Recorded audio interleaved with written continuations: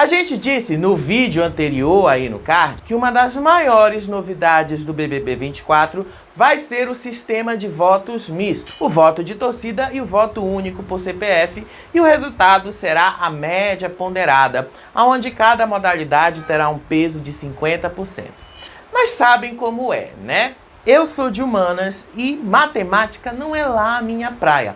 Mas a gente precisa entender bem como esse sistema de votos vai funcionar. Metade para os mutirões, metade voto único, um voto por CPF. E como eu não conheço nenhum professor de matemática que possa me auxiliar nesta tarefa, eu fui lá e perguntei para uma inteligência artificial como esse sistema misto de votos vai ser. Então, a gente vai dar esse resultado para vocês já já.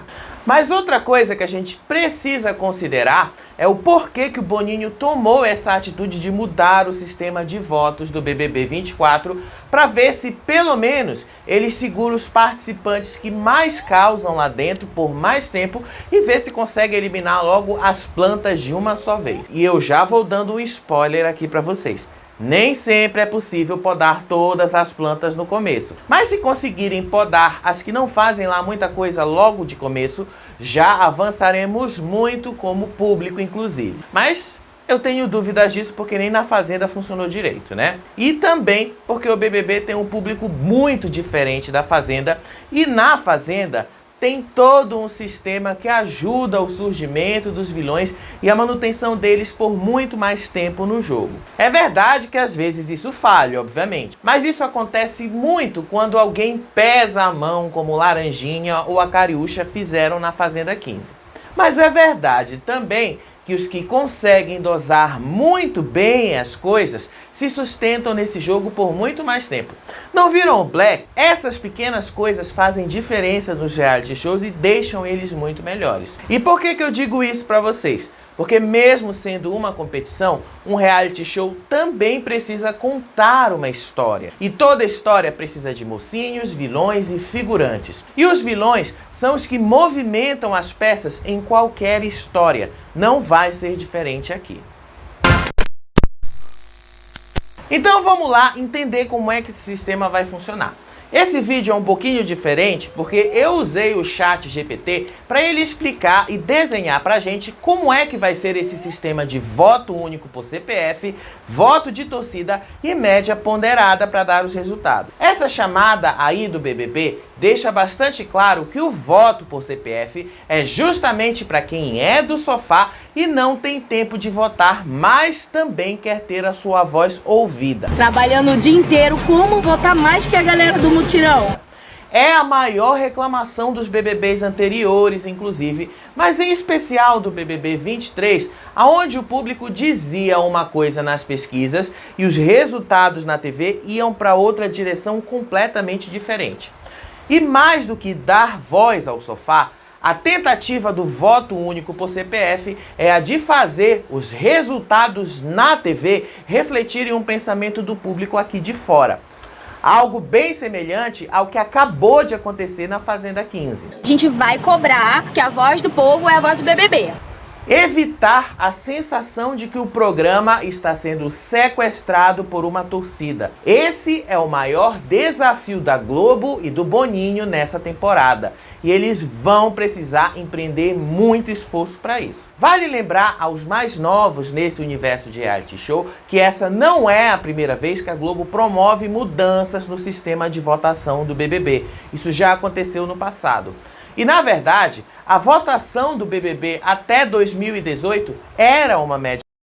Os votos que eram dados por telefone e SMS eram as modalidades pagas e os votos de torcida que eram liberados lá na Globo.com mediante cadastro. Em 2016, a Globo promoveu um sistema de votação regional e um sistema de pontuação. Quem fosse o mais votado em cada uma das modalidades ganhava pontos e quem tivesse mais pontos era o eliminado da vez. Matheus.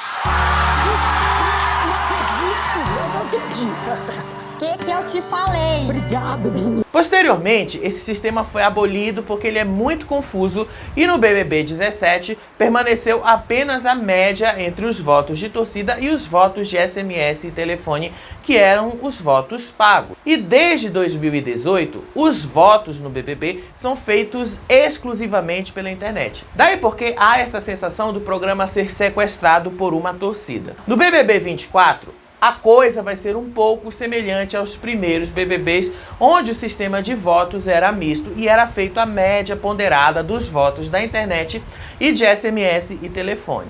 Só que dessa vez, substituindo pelo CPF. Então vamos direto aos cálculos e depois a gente tira mais conclusões do que o ChatGPT vai responder pra gente. Essa foi a pergunta que eu fiz pro ChatGPT. O BBB 24 vai ter um sistema misto de votos, o voto de torcida, como já existe, e o voto único por CPF, que é o público do sofá. Cada um terá peso de 50% no resultado final. Sabendo disso, vamos demonstrar isso em números e na prática em um paredão hipotético entre Emily, Evelyn e Gil, participantes hipotéticos do BBB. Emily é muito querida na internet, mas é odiada pelo público do sofá. Evelyn tá ali no meio, é uma planta, e o Gil é amado pelo sofá e também por parte da internet. Emily obteve 55% dos votos da torcida, mas teve apenas 10% dos votos do sofá. Evelyn teve 10% do voto de torcida e 20% do sofá. E Gil teve 45% dos votos da torcida e 60% dos votos do sofá. Quem seria o eliminado nesse paredão?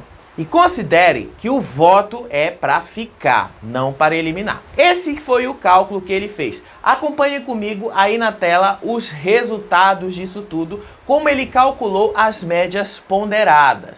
E comparando as médias ponderadas do cálculo que o ChatGPT fez, a gente obteve isso. Emily 32,5%, Evelyn 15% e Gil 52,5%. Então vamos trazer isso para a vida real para vocês entenderem melhor como isso vai funcionar.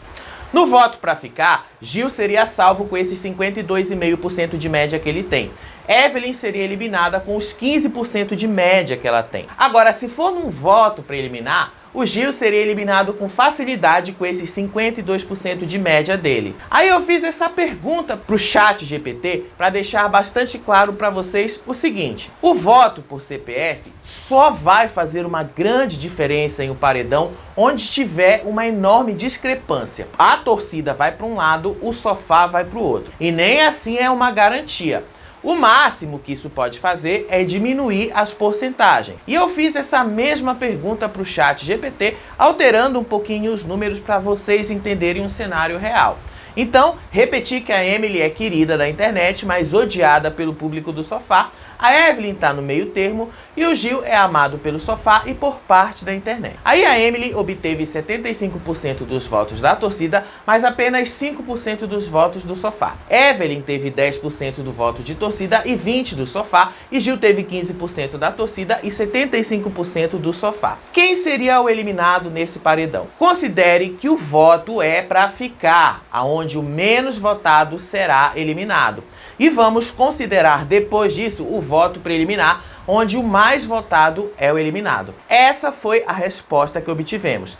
Vamos acompanhar os cálculos aí na tela. O Gil teve 45% de média, Emily 40% e Evelyn 15%. Lembrando o seguinte: nesse sistema misto de votos, as porcentagens de cada um será objeto de média e as porcentagens finais que vocês vão ver na tela não somarão 100%. Esclarecendo isso, porque vai ter gente que vai dizer que está errado. E não está errado, gente. Os resultados serão as médias de cada um e não a distribuição proporcional dos votos, como aconteceu até agora lá no BBB 23 e na Fazenda 15, aonde as porcentagens obrigatoriamente precisam somar 100%. No voto para ficar, considerando esse paredão aí, Evelyn seria eliminada, pois ela teria apenas 15% de média dos votos. Evelyn, até aqui, né, se você já percebeu, seria uma planta. E se fosse uma média para eliminar, aí a maior média seria a eliminada. Nesse caso, O Gil seria eliminado porque ele teria 45% de média e Emily escaparia com 40% dela. Essa conclusão que a gente chegou usando o ChatGPT, obviamente pode estar errada por uma série de motivos, porque nós não temos outros elementos e outros dados e que a gente ainda não sabe como é que vai ser todo esse sistema na prática. O que a gente sabe é que a média de cada um nesse sistema misto vai fazer diferença no final e só se tiver uma discrepância enorme para a gente ter um resultado diferente, capaz de mudar as coisas lá no BBB e refletir o que o público do sofá realmente pensa. Esse sistema vai favorecer a eliminação das plantas ou das pessoas menos importantes no jogo, se vocês também perceberam. Mas pode também tirar do jogo prematuramente pessoas que poderiam render muito mais quando a coisa virar para a eliminação. Como o BBB 24 vai ser dividido entre salvar e eliminar, nós não temos uma definição exata de quanto tempo cada fase vai durar. A lógica que o Boninho disse é que cada um vai durar metade do jogo e vai ser entre voto para ficar e metade do jogo com voto para eliminar. Das 14 semanas que o jogo vai ter, a gente aposta que teremos 7 semanas de voto para ficar e 7 semanas de voto para eliminar.